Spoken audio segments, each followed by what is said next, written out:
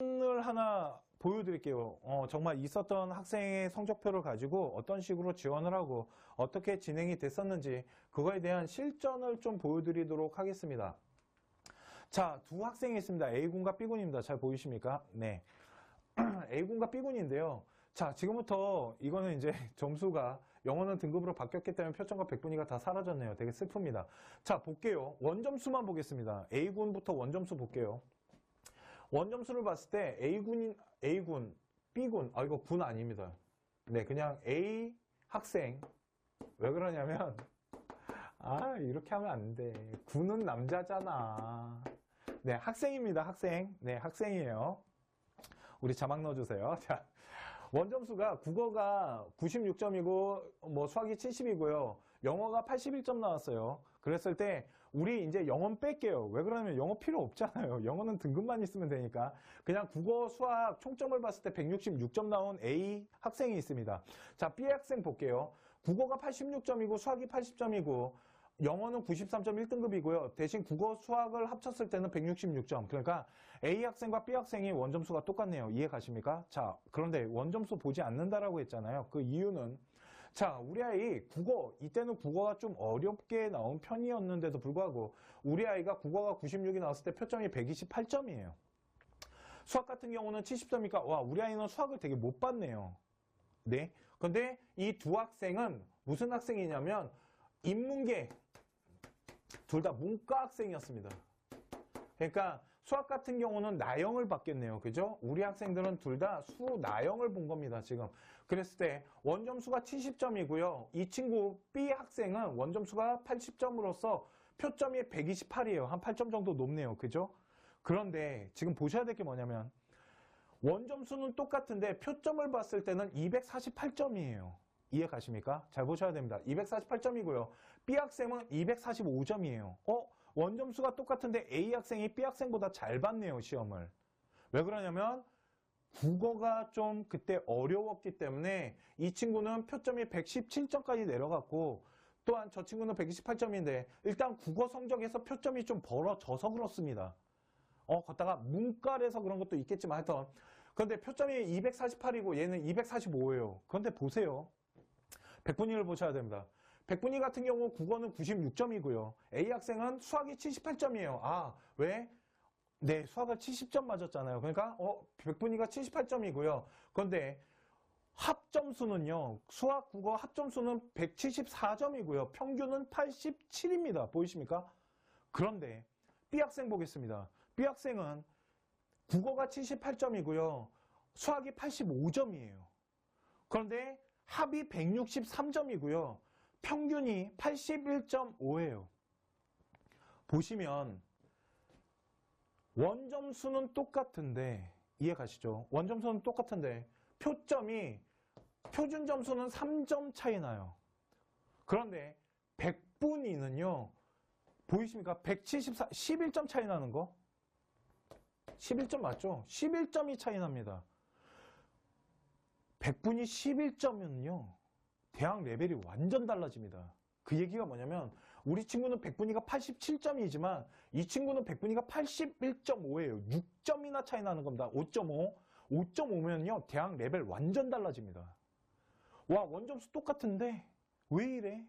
이게 아까 말씀드린 표점은 원점수를 그나마 좀 쫓아가거든요. 그런데 백분위는 진짜 그렇지 않습니다. 상대적인 거다 보니까. 이해 가십니까?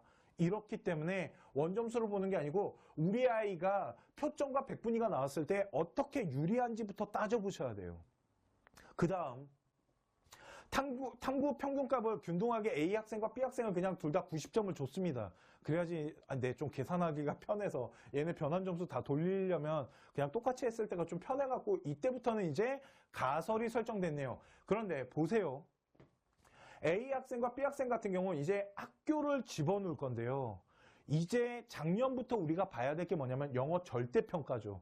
국민대 영어 같은 경우는 1등급 아이들에게는 100점, 숙명여대와 같이 100점씩 줬습니다. 이게 백분위 대학 갖고 지금부터 비교를 한번 해드릴게요. 걷다가 87점과 81점 오면 네, 집어넣을 만한 대학교가 한 요 정도 수준으로 나오거든요. 솔직히 이것도 지르는 겁니다. 이 학생한테는.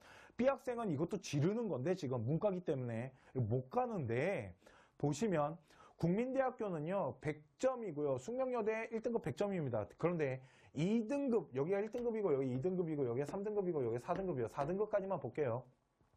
국민대학교는 2등급이 98점이고 숙명여대는 95점이에요. 아 그러니까 요 사이가 2점 차이 나고 여기는 5점 차이 나네요. 그러니까 학교마다 영어 절대평가의 대학 반영 비율이 틀려요. 그거 저희가 컨쇼 입시 자료에다가 요번에 정리해서 올려놨습니다. 그 지방대까지 다 해가지고 올려놨으니까 그거 네 점수 차이 한번 보시기 바라고요. 그 다음에 여기는 3등급은 95점이고요. 여기는 와 무려 10점이나 차이가 나기 시작합니다. 여기는 3점 차이 나는데요. 아 그러니까 국민대학교는 영어에 대해서 반영을 좀 크게 벌리지 않는데 숙명여대는 되게 크게 가네요. 이런 학교들이 서강대학교는 1등급, 2등급, 3등급이 그렇게 크게 차이가 나지 않아요. 서울대도 마찬가지고. 대신 연대나 이화여대 같은 경우는 되게 많이 벌어지고요. 경희대 같은 경우는 1등급, 2등급은 별로 안 벌어지지만 3등급은 아예 집어넣지 말라고까지 벌어놨어요. 그러니까 우리 아이가 만일 영어가 3등급이면 경희대학교는 아예 지원 못한다는 겁니다. 이제는. 이런 것들을 보셔야 된다는 거예요. 자, 그래서 이거를 반영을 지금부터 해볼게요. 국민대학교와 숙명여대에다가 우리 이 두 학생을 지원한다고 했을 때 어디가 더 유리하게 나타나는지 한번 계산을 해볼게요. 자, 문과 학생이라 그랬습니다. 문과다 보니까 국어 비중이 높아요. 와, 숙명여대는 무려 35%나 들어가고요. 국민대는 30%, 수학이 20%, 25%, 영어는 둘 다 20%씩 들어가고요. 탐구가 국민대가 훨씬 많이 들어가네요. 아, 그러면 만약 우리 아이가 탐구를 잘 봤다면 숙명여대보다는 국민대 지원했을 때 훨씬 유리할 수 있겠네요. 이해 가시죠? 자, 그랬을 때 국민대 이거 다 영어 절대평가로 반영한 겁니다. A9 같은 경우는 국민대가 91이고요. 숙명여대 같은 경우 A9도 아니고 학생이요. 야, 숙명여대잖아. 숙명여대. 그런데 군이라고 하면 어떻게 해요? 그죠? 네. 그렇기 때문에 커밍아웃 하나도 아니고 미안합니다. 자, A 학생 같은 경우는 91점인데 숙명여대는 90.1이에요. 그러면은 국민대학교가 조금 더 높게 네, 형성이 됐네요. 그런데 보세요. B 학생 같은 경우는 국민대학교는 87.4인데 숙명여대는 82.3이에요. 그러니까 숙대는 아예 못 넣고요. 국민대는 87.4니까 한번 학과 찾아서 질러볼 만은 하겠네요. 이해 가십니까? 왜 그러냐면 국민대학교도 문과 라인은 80점대 후반에서 90점대 초반 아이들 들어가거든요. 숙대 같은 경우도 80점 후반에서 90점대 초반 아이들, 90점대 뭐 초중반까지도 가지만 그러다 보니까 우리 B 학생은 국민대는 한번 찾아서 지원해 볼 만하지만 숙명여대는 지원하면 떨어져요. 이해 가십니까?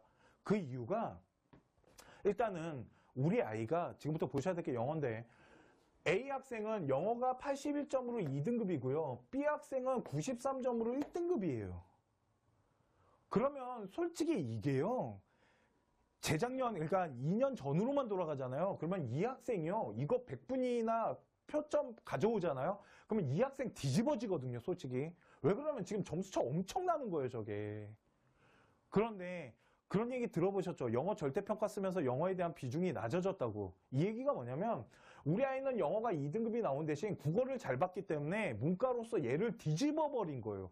그러니까 이렇게 나오더라는 거죠. 양쪽을 비교해 봤을 때 어느 한쪽도 A 학생을 이기질 못해요. B 학생은. 왜? 영어가 이렇게 반영이 되니까 1, 2등급은 그렇게 큰 차이가 없더라는 거죠. 마이너스가. 이해 가십니까? 그렇기 때문에 1등급, 2등급 사이에 마이너스를 좀 요번에 잘 보셔야 되는 게 아까 혹시 제가 처음에 시작했을 때 그런 얘기 했죠. 2019년 영어 더럽게 어렵게 나와갖고 1등급이 한 7% 정도 지금 예상입니다. 예상을 하고 있대요. 그러면 영어가 7% 예상한다라는 건 2등급 대 아이들 생각보다 형성이 많이 될 수 있다라는 거잖아요. 그러면 이 2등급 대 학생들이 어떻게 형성되는지도 이제는 찾아봐야 되거든요. 자, 그러면 2등급 대 아이들이 그만큼 많아졌다라는 건 대학교가 1, 2등급 차이가 많이 벌어지지 않은 쪽으로 아이들이 쏠릴 현상들도 나타날 수 있어요. 그러니까 잘 계산해야 됩니다. 서강대학교 같은데 얼마나 많이 몰릴 수 있을까요?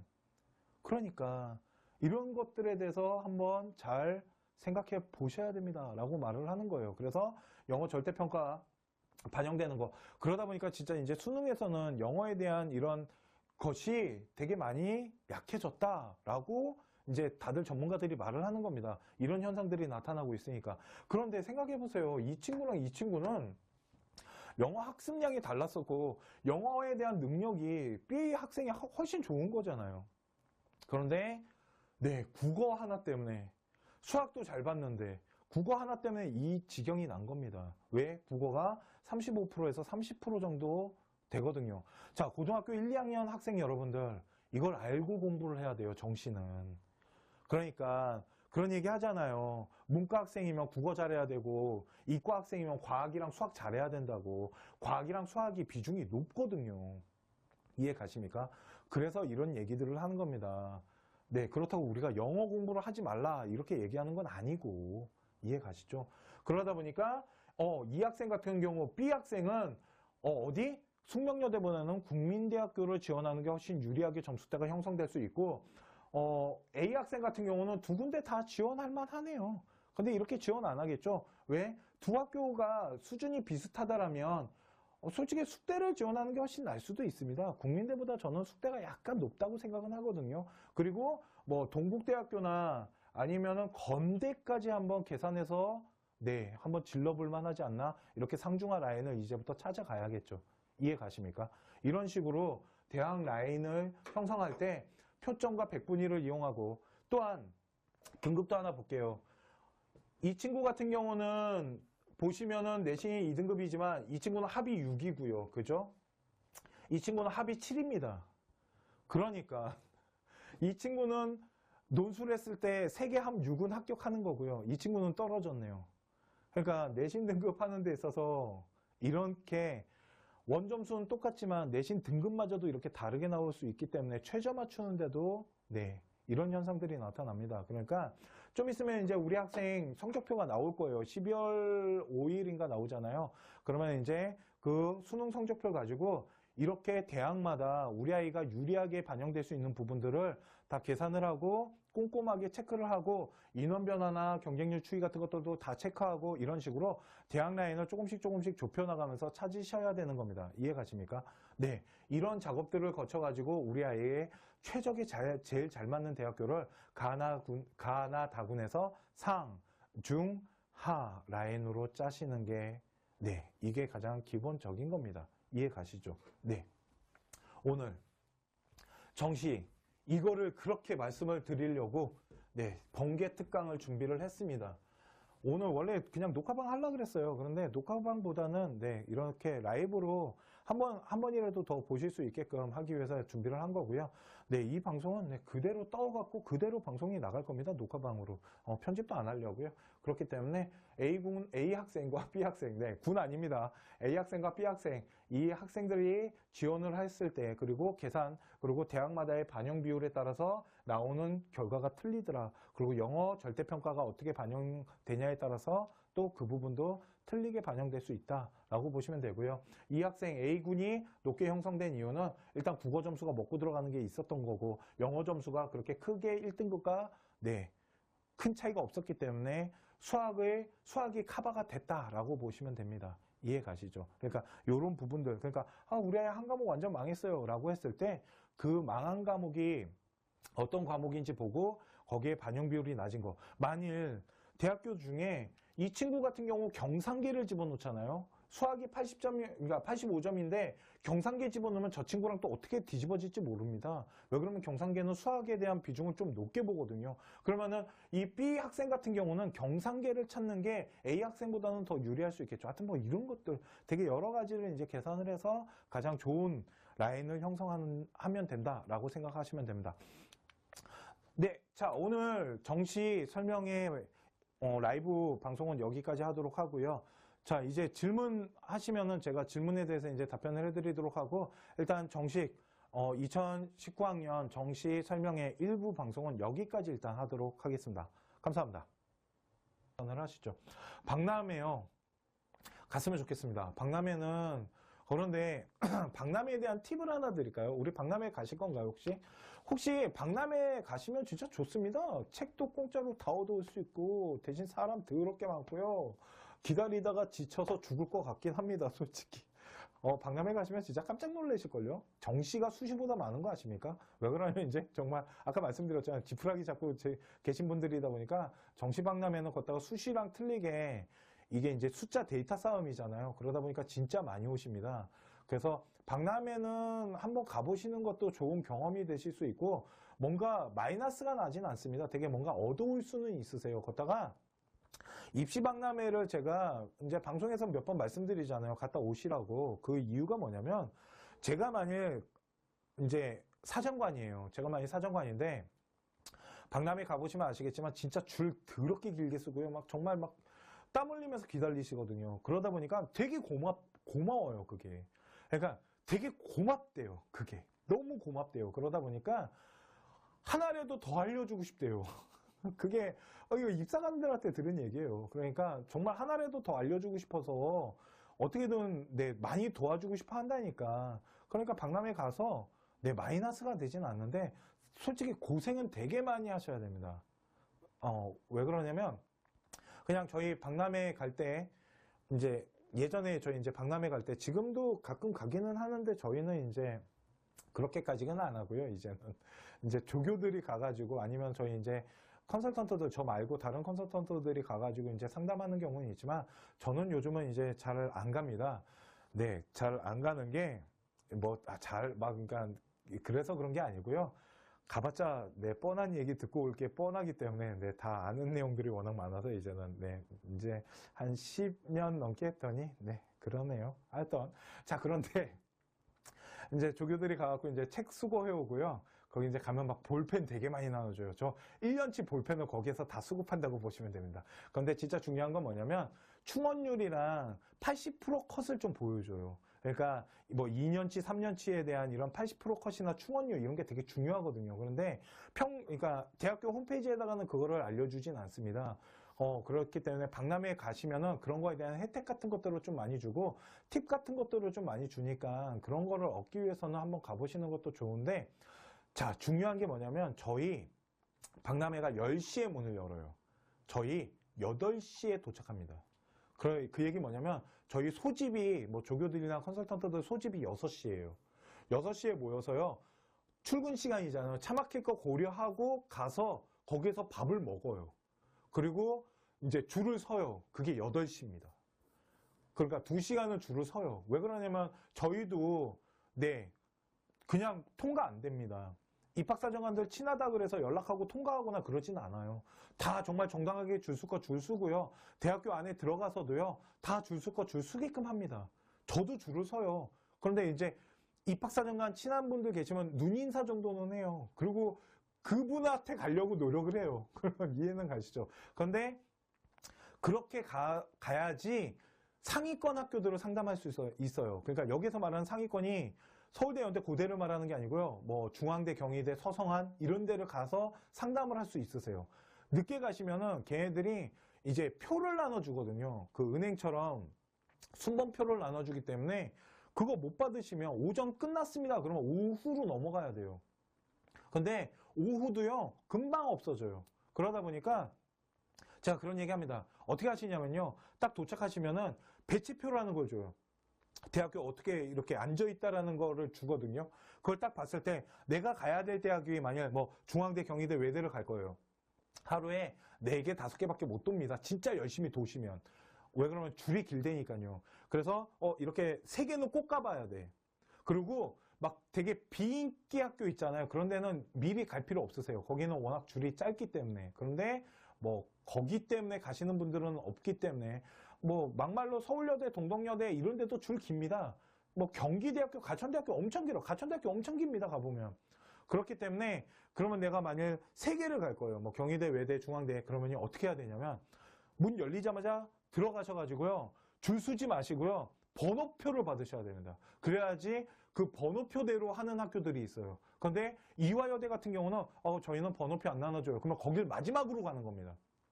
번호표 받아놓고 이화여대 가서 상담 받고 가시면 번호표대로 이렇게 앞으로 좀 당겨주거든요. 엄청난 팁 아닙니까? 그 번호표 못 받으시면 상담 못 받으세요. 그러니까 네, 이런 식으로 박람회를 가시는 게 좋고요. 일찍 안 갈 거면 가지 마십시오. 어차피 상담 거의 못 받고 오십니다.